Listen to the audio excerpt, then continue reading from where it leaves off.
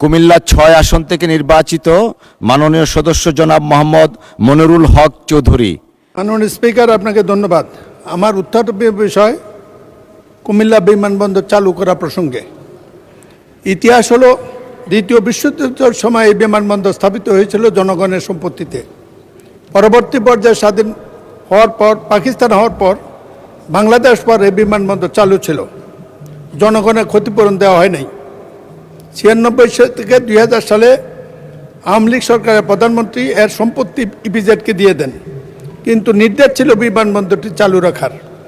এটা চালুর পক্ষে মূল কারণ হলো কুমিল্লা এখন শীর্ষ বহির্ভূত জেলা।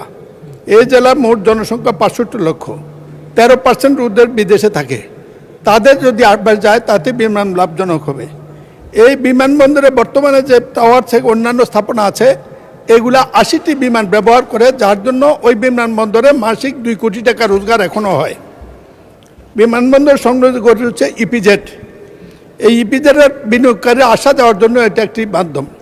ঢাকা চট্টগ্রাম মহাসড়ক প্রায় বন্ধ হয়ে যায় ট্রাফিক ম্যানেজমেন্টের কারণে, তখন এই বিদেশিরা যেতে পারে না, ইপিজেডের ক্ষতি হয়। এই বিমানবন্দর চললে ভারত, চীন, সিঙ্গাপুর, ব্যাঙ্গকোক পরিবহন বিমানে ইপিজেডের সেবা গ্রহণ করতে পারে।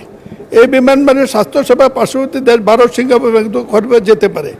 কুমিল্লা জেলায় রয়েছে অসুখ দর্শন স্থান, সেগুলো দেখতে পারে। আমি অনুরোধ জানাবো, মাননীয় বিমানবন্দরটি দান খেত বিমানবন্দর করেছে এই দেশে এই স্বাধীনতার পরে, কিন্তু এই বিমানবন্দরটি চালু হয় নাই।